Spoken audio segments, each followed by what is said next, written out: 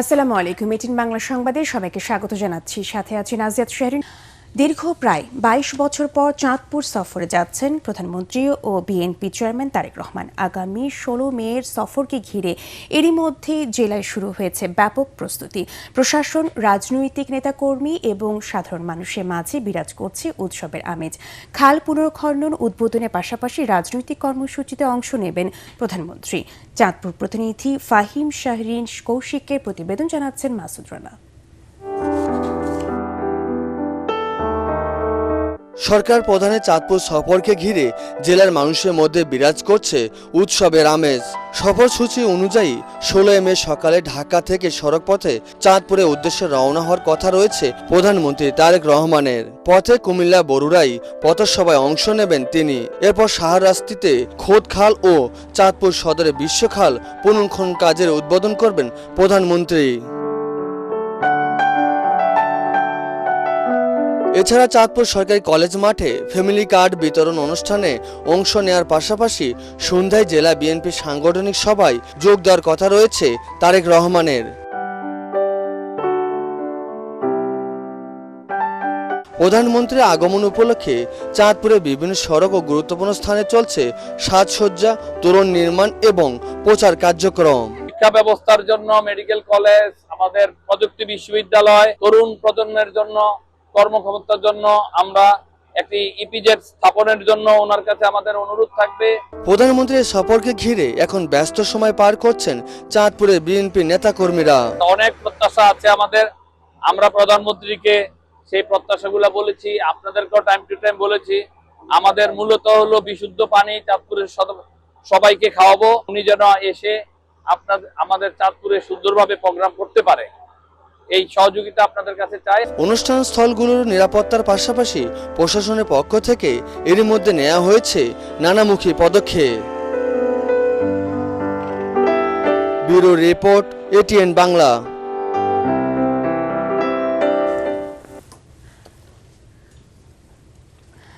শাপলা চত্বর হত্যাকাণ্ডের মামলায় আসামি হিসেবে গ্রেফতার দেখে সাবেক মন্ত্রী ডাক্তার দীপু মনি, সাংবাদিক মোজাম্মেল বাবু ও ফারজানা রূপাকে কারাগারে পাঠানোর নির্দেশ দিয়েছেন আন্তর্জাতিক অপরাধ ট্রাইব্যুনাল। দুপুর ১২টার কিছু আগে বিচারপতি গোলাম মর্তুজা মজুমদারের নেতৃত্বাধীন ২ সদস্যের ট্রাইব্যুনাল এই আদেশ দেন। একই সাথে ৭ই জুন এই মামলার তদন্ত প্রতিবেদন দাখিলের নির্ধারিত তারিখে তাদেরকে হাজির করার নির্দেশ দিয়েছে আদালত। সকাল ৯:৩০টার দিকে দীপু মনি, মোজাম্মেল বাবু ও ফারজানা রূপাকে ট্রাইব্যুনালে হাজির করা হয়। তারা জুলাই হত্যাযজ্ঞের মামলার আসামি হিসেবে কারাগারে আছেন আগে থেকে। আজ থেকে শাপলা চত্বরে হত্যাকাণ্ডের মামলার আসামি হলেন তারা। এই মামলায় সাবেক প্রতিমন্ত্রী শামসুল হক টুকু, সাবেক আইজিপি শহীদুল হক, সাবেক সেনা কর্মকর্তা জিয়াউল আহসান সহ ৬ জন গ্রেফতার রয়েছেন। নতুন করে এই ৩ জনকে নিয়ে গ্রেফতার হয়ে কারাগারে থাকা আসামির সংখ্যা ৯ জন হল। শাপলা চত্বরের ঘটনা এখন পর্যন্ত ঢাকা সহ ৪ জেলায় ৫৮ জন হত্যাকাণ্ডের শিকার হয়েছেন বলে নিশ্চিত করেছেন চিফ প্রসিকিউটর। ক্ষমতাচ্যুত প্রধানমন্ত্রী শেখ হাসিনা সহ ৩০ জন আসামি হবেন এই মামলায়।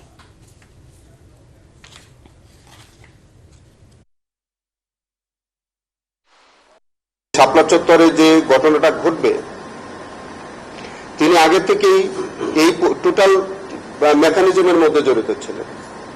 সেখানে অপরাধ এবং পাশে সেই মেকানিজমের মধ্যে যে তিনি ছিলেন, সেটা তার পরবর্তীতে সমীকরণ রিপোর্টের মধ্য দিয়ে এটা সুস্পষ্টভাবে প্রতীয়মান হয়েছে।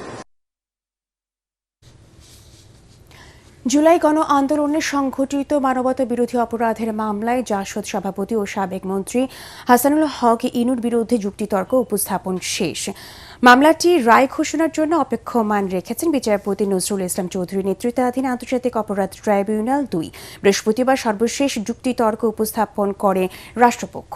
২০২৪ সালের জুলাই গণ আন্দোলনে কুষ্টিয়ায় ৬ জন নিহতের ঘটনায় মানবতা বিরোধী অপরাধের অভিযোগে হাসানুল হক ইনুর বিরুদ্ধে আন্তর্জাতিক অপরাধ ট্রাইব্যুনালে মামলা হয়। এই মামলায় তার বিরুদ্ধে ৮টি সুনির্দিষ্ট অভিযোগ আনা হয়েছে। প্রসিকিউশনের দাবি, জুলাই গণ আন্দোলনে তৎকালীন প্রধানমন্ত্রী শেখ হাসিনাকে উস্কানি উস্কানি ও প্ররোচনা দিয়েছেন হাসানুল হক ইনু। ইনুর প্ররোচনায় উদ্বুদ্ধ হয়ে প্রধানমন্ত্রী হিসেবে শেখ হাসিনা বিভিন্ন ধ্বংসাত্মক সিদ্ধান্ত গ্রহণ ও বাস্তবায়ন করেন। এছাড়া আওয়ামী লীগ নেতৃত্বাধীন জোটের অন্যতম শীর্ষ নেতা হিসেবে এসব অপরাধের ক্ষেত্রে তার ওপর ঊর্ধ্বতন কর্তৃত্বের দায় বর্তায় বলেও প্রসিকিউশন যুক্তি উপস্থাপন করেছে। গত বছরের 1 ডিসেম্বর এই মামলায় সাক্ষ্য গ্রহণ শুরু হয়। সুপ্রিম কোর্ট আইনজীবী সমিতি 2 দিনব্যাপী নির্বাচনের শেষ দিনে ভোট গ্রহণ চলছে। সকাল 10টার দিকে সমিতির শহীদ শফিউল রহমান মিলনায়তনে ভোট শুরু হয়। দুপুর 1টা থেকে 2টা পর্যন্ত 1 ঘন্টার বিরতি দিয়ে বিকেল 5টায় যা শেষ হবে। পরে শুরু হবে গণনা। গণনার শেষ নির্বাচন সংক্রান্ত সাব কমিটির পক্ষ থেকে ফলাফল ঘোষণা করা হবে। এর আগে বুধবার প্রথম দিন ভোট দিয়েছেন সুপ্রিম কোর্টের 1171 জন আইনজীবী। প্রতি বছর নির্বাচন হবার কথা থাকলেও এবার তা 2.25 বছরের মাথায় অনুষ্ঠিত হচ্ছে। এতে অংশ নিয়েছে বিএনপি, জামায়াত ও এনসিপি সমর্থিত 3টি প্যানেল।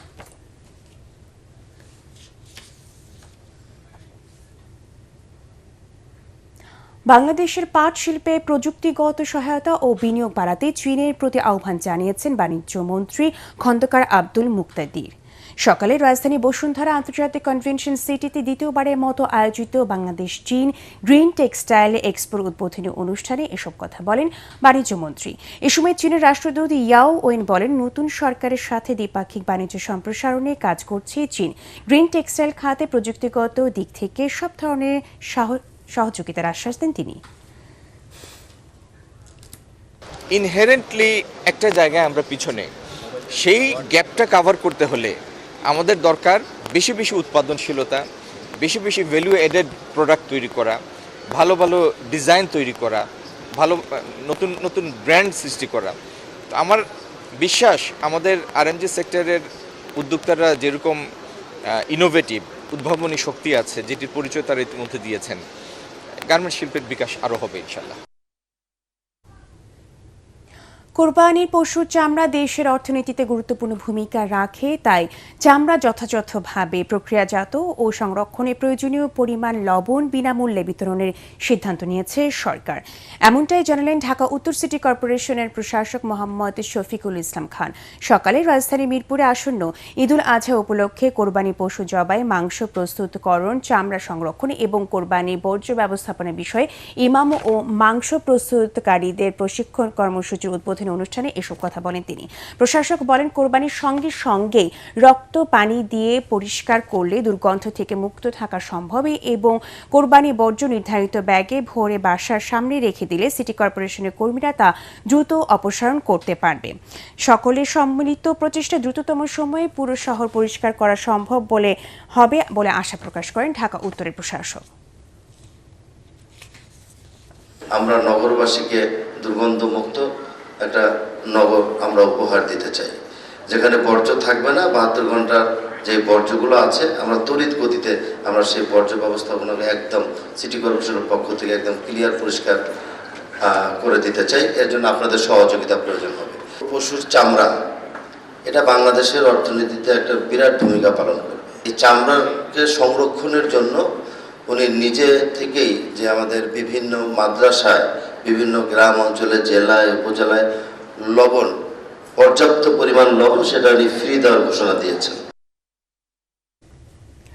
তাইওয়ানের বিষয়ে অযথা নাক গলালে পরিণতি ভালো হবে না বলে মার্কিন প্রেসিডেন্ট ডোনাল্ড ট্রাম্পকে সতর্ক করলেন চায়নার প্রেসিডেন্ট শি জিনপিং।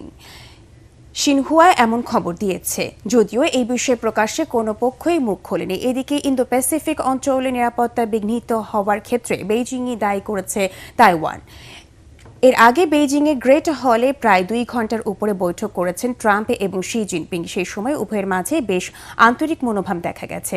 বিশ্বজুড়ে চলমান অস্থিরতা নিরসনে ওয়াশিংটন বেইজিং যৌথ উদ্যোগের আহ্বান জানান শি। জবাবে 2 দেশের সম্পর্ক উন্নয়নে এবারে 2 দিনের শীর্ষ বৈঠক স্মরণীয় হয়ে থাকবে বলে আশাবাদ প্রকাশ করেন ট্রাম্প। বিস্তারিত আদিব মোহাম্মদের রিপোর্টে। মধ্যপ্রাচ্য যুদ্ধের কারণে নির্ধারিত সময়ে হতে পারেনি চায়না আমেরিকা শীর্ষ সম্মেলন।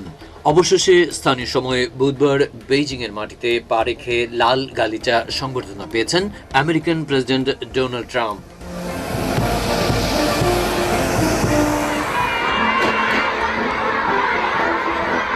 দীর্ঘ ভ্রমণের রেশ না কাটতেই বৃহস্পতিবার গ্রেট হলের পথে রওনা দেন তিনি, যেখানে তার জন্য অপেক্ষা করছিলেন চায়নার প্রেসিডেন্ট শি জিনপিং। নানা আনুষ্ঠানিকতা শেষে দুজন মুখোমুখি বসেন ঐতিহাসিক গ্রেট হলে। I'm very pleased to meet you in Beijing.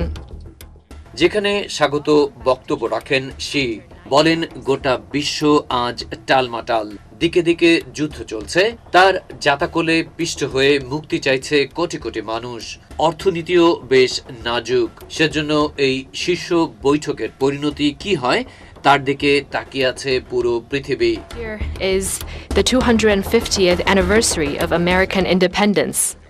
জবাবে ট্রাম্প বলেন, দুই সুপার পাওয়ারের সম্পর্ক আগের যে কোনো সময়ের চেয়ে বর্তমানে অনেক বন্ধুত্বপূর্ণ। তার ভিত আরো মজবুত করতেই এই সফরে বেরিয়েছেন তিনি, যাতে করে বিশ্বে স্থিতিশীলতা আসে। Amazing, and they represent so much, and I know they represent so much to you.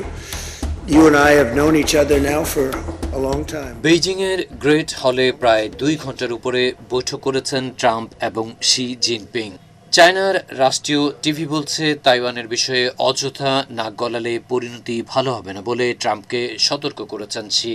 এদিকে ইন্দো প্যাসিফিক অঞ্চলে নিরাপত্তা বিঘ্নিত হওয়ার ক্ষেত্রে বেইজিংকেই দায়ী করেছে তাইওয়ান। আদিব মোহাম্মদ, ATN বাংলা। অসহায় ও দরিদ্র জনগোষ্ঠীর চিকিৎসা সেবার একমাত্র ভরসার স্থল কমিউনিটি ক্লিনিক, অথচ গত 8 মাস ধরে মেহেরপুরের সেই ক্লিনিকগুলো ওষুধ শূন্য। চিকিৎসা নিতে গিয়ে ওষুধ না পেয়ে ফিরে আসছেন অসহায় মানুষগুলো, অনেকেই ছুটছেন জেলা শহরের হাসপাতালে। মেহেরপুর প্রতিনিধি উম্মে ফাতেমা রোজিনার রিপোর্ট, জানাচ্ছেন শাম্মী ইসলাম। গ্রামীণ দরিদ্র ও সুবিধাবঞ্চিত মানুষের মানসম্মত প্রাথমিক স্বাস্থ্যসেবা নিশ্চিত করতে দেশে গড়ে তোলা হয় কমিউনিটি ক্লিনিক। মূল লক্ষ্য সাধারণ মানুষের দোরগড়ায় বিনামূল্যে স্বাস্থ্যসেবা পৌঁছে দেয়া, অথচ এখন ভিন্ন চিত্র কমিউনিটি ক্লিনিকগুলোতে। মেহেরপুরের সীমান্তবর্তী গ্রাম হরিরামপুর কমিউনিটি ক্লিনিক। শিশু থেকে বয়োবৃদ্ধ এখানে আসেন চিকিৎসা সেবা নিতে। বিনামূল্যে মেলে চিকিৎসা, সরকারি ঔষধ। তবে মাসের পর মাস এখানে মিলছে না কোনো ওষুধ। একই চিত্র জেলার সব কমিউনিটি ক্লিনিকগুলোতে। তারা হয়তো বা শহরে যেতে পারেন না আর্থিক কারণে, বা যে পরিবহন খরচ হয়, সামান্য একটা প্যারাসিটামলের জন্য শহরে যাবে, তো যার কারণে হয়তো বা তারা রোগটা পুষেই রাখেন। ফলে এতে দেখা যায় যে রোগটা দিন দিন তার ভিতরে বৃদ্ধি পেয়ে যাচ্ছে। গত আগস্ট মাসের পর থেকে আমাদের এই কমিউনিটি ক্লিনিকে কোনো ঔষধ সাপ্লাই হয়নি। শুধু সীমান্তবর্তী গ্রামগুলোই নয়, ঔষধ না পেয়ে প্রাথমিক চিকিৎসা সেবা নিতে এখন অসহায় মানুষগুলোকে ছুটতে হচ্ছে শহরের হাসপাতালে। এতে একদিকে সময় অপচয়ের সাথে গুনতে হচ্ছে বাড়তি অর্থ। যখন তারা ঝামেলা করছে, ভাই আলমারি খুলে দেখাচ্ছে যে কিছুই নেই ওষুধ। ওষুধ নেই, পরামর্শ দিলে অন্য জায়গায় নিয়ে যাও। ওষুধ নিতে এসে আমরা ঘুরে যাই, পাইনি বলবে নেই, যখন ছিল তখন দিয়েছি, এখন নেই।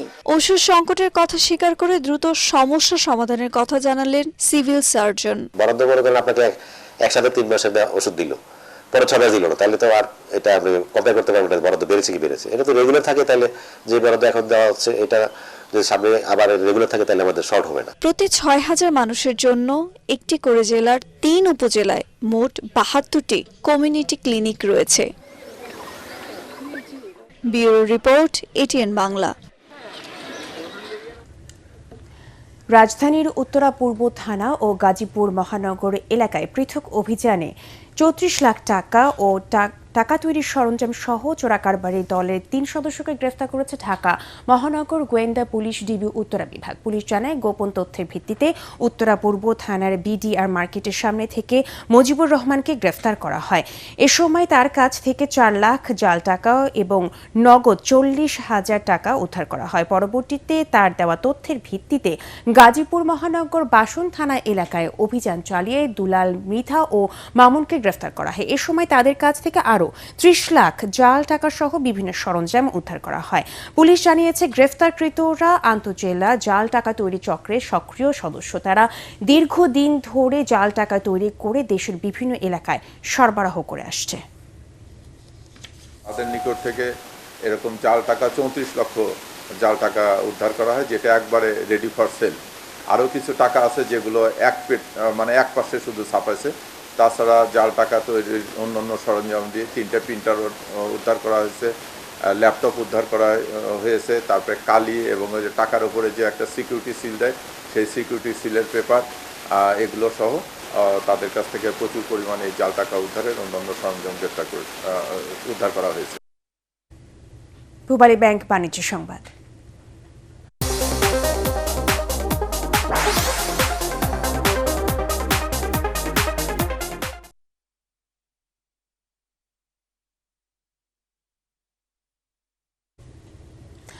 পূবালী ব্যাংকে গ্রাহক কেন্দ্রিক আধুনিক ও প্রিমিয়াম ব্যাংকিং সেবার ধারাবাহিকতায় সিলেট ওসমানী আন্তর্জাতিক বিমানবন্দরের অভ্যন্তরীণ টার্মিনালে পূবালী ব্যাংক গ্রিন লাউঞ্জ চালু করেছে। সকালে এক অনুষ্ঠানে ব্যাংকটির পরিচালক রুমানা শরীফ, পরিচালক রানা লায়লা হাফিজ এবং ব্যবস্থাপনা পরিচালক ও প্রধান নির্বাহী মোহাম্মদ আলী এই প্রিমিয়াম লাউঞ্জের উদ্বোধন করেন। ব্যাংকের সিলেট প্রিন্সিপাল অফিসের মহাব্যবস্থাপক চৌধুরী শফিউল হাসান এবং কার্ড বিজনেস বিভাগের বিভাগীয় প্রধান ও উপমহাব্যবস্থাপক এম ফিরোজ কামাল সহ অন্যান্যরা অনুষ্ঠানে উপস্থিত ছিলেন। পূবালী ব্যাংক গ্রিন লাউঞ্জে রয়েছে প্রিমিয়াম রিফ্রেশমেন্ট, উচ্চ গতির ওয়াইফাই এবং আরামদায়ক আসন ব্যবস্থা। ব্যাংকে নির্ধারিত ক্রেডিট কার্ডধারীরা সহযাত্রী সহ সম্পূর্ণ বিনামূল্যে এই লাউঞ্জ সুবিধা উপভোগ করতে পারবেন। পূবালী ব্যাংক তাদের গ্রাহকের সেবা আরো একটু পরিধর বৃদ্ধি করার জন্য এয়ারপোর্টে স্বল্প পরিসরে লাউঞ্জের ব্যবস্থা করেছে। স্পেশালি যারা কার্ড হোল্ডার থাকবেন, প্রায়োরিটি কাস্টমার থাকবেন এবং সাধারণ কাস্টমারও যারা আমাদের সাথে দীর্ঘদিন ধরে আছেন তারা এই সুবিধার সাথে সংযুক্ত হবে। তো আরো অনেকগুলো জিনিস আছে, যেমন এখন 1000-এর উপরে আমরা এটিএম সিআরএম বুথ স্থাপন করেছি, সেলফ সার্ভিস সেন্টার স্থাপন করতে যাচ্ছি। ফলে এই ডিজিটাল ব্যাংকিং এর এই জায়গাটাতে যেন আমরা ব্যাপক প্রসার করতে পারি। আন্তর্জাতিক সংবাদ।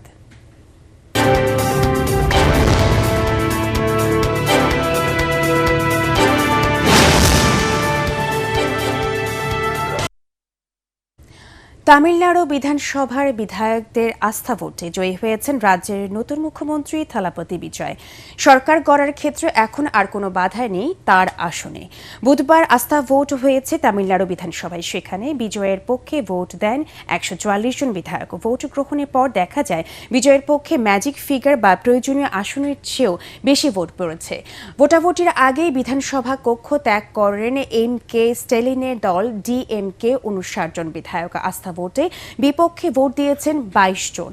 বিজয়ের দল টিভিকের কাছে 108 জন বিধায়ক ছিল। এর আগে গত 10 মে তামিলনাড়ু রাজ্যের মুখ্যমন্ত্রী হিসেবে শপথ নেন বিজয়, কিন্তু 234টি আসনের বিধানসভায় স্পষ্ট সংখ্যা গরিষ্ঠতায় প্রয়োজনীয় 118টি আসন তার হাতে ছিল না।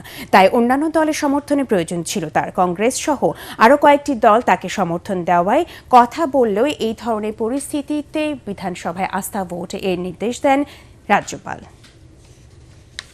জাতীয় বিশ্ববিদ্যালয়ের অধিভুক্ত দেশের বেসরকারি কলেজ শিক্ষকদের চাকরির শর্তাবলী রেগুলেশন বিধির কোনো তোয়াক্কা না করে রাজধানী হাবিবুল্লাহ বাহার কলেজে 2 বছরের জন্য চুক্তিভিত্তিক অধ্যক্ষ নিয়োগ দেওয়া হয়েছে প্রতিষ্ঠানটির বাইরের একজনকে, যার মাসিক বেতন ধরা হয়েছে 2.5 লাখ টাকা, যা অস্বাভাবিক বলছে সংশ্লিষ্টরা। এই নিয়ে কলেজের এক শিক্ষার্থী হাইকোর্টে রিট করলে টনক নড়ে জাতীয় বিশ্ববিদ্যালয়। এরপর জাতীয় বিশ্ববিদ্যালয় থেকে 2 বার চিঠি দিয়ে বিধি অনুযায়ী কলেজ অধ্যক্ষের দায়িত্ব দেওয়ার কথা বললেও তা মানছে না কলেজ কর্তৃপক্ষ। অধ্যক্ষকে অপসারণ ও তার আর্থিক দুর্নীতির বিচারের দাবিতে বৃহস্পতিবার সকালে কলেজের সামনে এক মানববন্ধনে ডাক দেওয়া হয়েছে। সাধারণ শিক্ষার্থীদের ব্যানারে এই মানববন্ধনটি পালন করা হবে বলে জানা গেছে। এবারে খেলার খবর।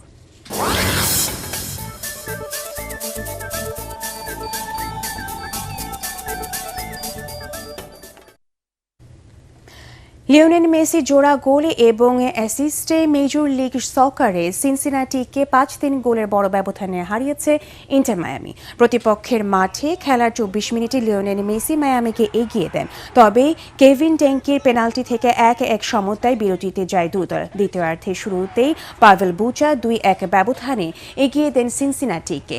55 মিনিটে মেসির কল্যাণে 2-2 সমতা ফেরে ম্যাচে। প্রতিদ্বন্দ্বিতাপূর্ণ খেলার 64 মিনিটে ইভান্ডার 3-2 ব্যবধানে এগিয়ে দেন স্বাগতিকদের। পরে সিলভেতে বার্তেরামির গোলের বড় জয়ে মাঠ ছাড়ে ইন্টার মায়ামি। বিশ্বকাপের আগে মেসির এমন দুর্দান্ত ফর্ম আর্জেন্টিনার জন্য অনুপ্রেরণা হিসেবে কাজ করবে।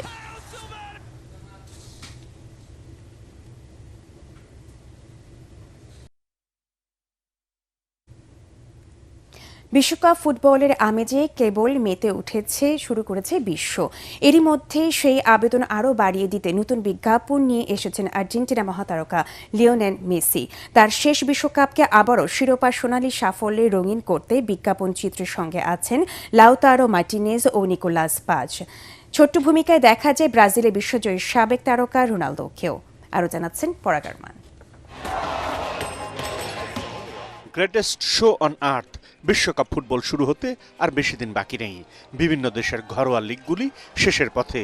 এমনি সময়ে ক্লাবের হয়ে খেলার পাশাপাশি বিভিন্ন বিজ্ঞাপন চিত্রে অভিনয় করে চলেছেন জনপ্রিয় ফুটবলাররা। এতে অর্থ আয়ের পাশাপাশি নিজেদের দলের সমর্থনও আদায় করে নিচ্ছেন সেই সব সুপারস্টাররা। 2026 বিশ্বকাপের অন্যতম স্পন্সর আমেরিকান মিশেলব আল্ট্রার একটি কমার্শিয়াল চিত্রে অভিনয় করতে দেখা যায় আর্জেন্টাইন মহাতারকা লিওনেল মেসিকে। সঙ্গে ছিলেন আর্জেন্টিনার সতীর্থ লাউতারো মার্টিনেজ এবং নিকোলাস পাজ। ফুটবল মাঠ ছেড়ে একটি হোটেলের লবিতে প্রবেশ করেন তারা। দেখা হয়ে যায় মার্কিন তারকা ক্রিস্টিয়ান পুলিসিক, সার্জেনো দেস্ক এবং অ্যান্টনি রবিনসনের সঙ্গে। ঢেকি স্বর্গে গেলেও যে ধান বানে এটা প্রমাণ করতেই যেন ফুটবল খেলায় মুখোমুখি হন তারা। জুটে যায় দর্শকও। মেসি গোল করতেই ওঠে শোরগোল। গোলকিপারের ভূমিকায় ছিলেন মেক্সিকোর কিংবদন্তি গুইলার্মো ওচোয়া। ব্রাজিলের বিশ্বজয়ী সাবেক তারকা রোনালদোর উপস্থিতি মেসিদের বেশ অবাক করে দেয়। বিজ্ঞাপনটিতে আমেরিকান চলচ্চিত্র নির্মাতা ও অভিনেতা বিলি বব থর্টনও অংশ নেন। 11 জুন বিশ্বকাপ আসর শুরু হলেও বর্তমান চ্যাম্পিয়ন লিওনেল মেসির আর্জেন্টিনা 16 জুন আলজেরিয়ার বিপক্ষে তাদের শিরোপা ধরে রাখার মিশন শুরু করবে। পরাগ আরমান, এটিএন বাংলা। শেষ করছি কান উৎসবের খবর দিয়ে। বিশ্ব চলচ্চিত্রের অন্যতম মর্যাদাপূর্ণ ও জাঁকজমকপূর্ণ আয়োজনে কান চলচ্চিত্র উৎসব আবারও রূপ নিয়েছে তারকাদের মিলন মেলায়। ফ্রান্সের মনোরম শহর কানে অনুষ্ঠিত এই উৎসব ঘিরে বিশ্বজুড়ে তৈরি হয়েছে ব্যাপক আগ্রহ ও উচ্ছ্বাস। চলচ্চিত্র প্রেমী, নির্মাতা, অভিনয় শিল্পী ও সংস্কৃতি মনাদের কাছে এটি শুধু উৎসব নয়, বরং বিশ্ব সিনেমার সবচেয়ে বড় উদযাপনগুলোর একটি। শাম্মী ইসলামের রিপোর্ট। কান চলচ্চিত্র উৎসব 12 মে থেকে শুরু হয়ে চলবে 23 মে পর্যন্ত। শুরু থেকেই লাল গালিচায় দেখা গেছে আন্তর্জাতিক অঙ্গনের জনপ্রিয় সব তারকার উপস্থিতি। চোখ ধাঁধানো পোশাক, ক্যামেরা ঝলকানি এবং ভক্তদের উচ্ছ্বাসে প্রাণবন্ত হয়ে ওঠে পুরো আয়োজন। বিশ্বের বিভিন্ন দেশের খ্যাতিমান নির্মাতা ও অভিনয় শিল্পীরা অংশ নিচ্ছেন নিজেদের নতুন সিনেমা নিয়ে। এবারের আসরে প্রদর্শিত হচ্ছে বহু প্রতীক্ষিত ও আলোচিত চলচ্চিত্র। বিভিন্ন ভাষা ও সংস্কৃতির সিনেমার মাধ্যমে উঠে আসছে মানুষের জীবন, সমাজ, সম্পর্ক ও বাস্তবতার নানা গল্প।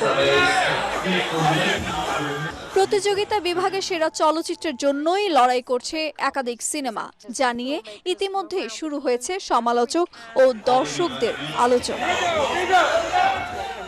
শুধু সিনেমার প্রদর্শনী নয়, উৎসব জুড়ে থাকছে নির্মাতাদের মতবিনিময়, সংবাদ সম্মেলন, বিশেষ সম্মাননা প্রদান এবং তরুণ চলচ্চিত্র নির্মাতাদের কাজ তুলে ধরার সুযোগ। নতুন প্রতিভা ও সৃজনশীল চিন্তাকে বিশ্ব দরবারে পরিচয় করে দিতেও গুরুত্বপূর্ণ ভূমিকা রাখছে এই আয়োজন। Is what true art comes from, which is not the physical, it comes from the soul, it comes from the spirit. প্রতি বছর এই উৎসব ঘিরে থাকে আলাদা আকর্ষণ ও প্রত্যাশা। চলচ্চিত্র, সংস্কৃতি, ফ্যাশন ও গ্ল্যামারের অপূর্ব সমন্বয়ে কান চলচ্চিত্র উৎসব যেন এক বৈশ্বিক সংস্কৃতির মিলন মেলা, যা বিশ্বের কোটি কোটি মানুষের নজর কাড়ে প্রতি বছর। শাম্মী ইসলাম, এটিএন বাংলা। পরবর্তী সংবাদ দেখার আমন্ত্রণ জানিয়ে এখনকার মতো শেষ করছি। এটিএন বাংলার সংবাদ ইউটিউবে দেখতে ব্রাউজ করুন youtube/এটিএন বাংলা নিউজ। ধন্যবাদ সবাইকে।